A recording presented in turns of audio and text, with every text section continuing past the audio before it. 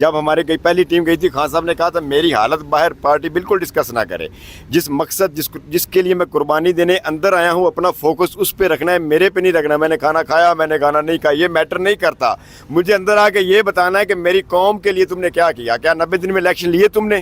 Party کو ایک ہی ہدایت ہے، خان صاحب پہ کوئی فوکس نہیں، عوام کے حقوق کے لیے لڑیں۔ یہ ہوتا ہے لیڈر، یہ ہوتا ہے ایک ویژن، اس کو اندر اپنی کوئی پرواہ نہیں۔ وہ کہتا ہے میری قوم کو 90 دن کا الیکشن لے کے دو، جو میری قوم کے جو اس مہنگائی آپ دیکھ رہے ہیں، نوجوان خودکشی کر رہے ہیں، لوگ باہر آ رہے ہیں۔ خان صرف ان کے لیے اندر گیا ہے کہ ان کا کل کا جو فیوچر ہے وہ ان کے بچوں کا وہ خوشحال ہو جائے۔ عمران خان کی سزا معطل ہو گئی، اس حوالے سے عمران خان نے کیا پیغام دیا؟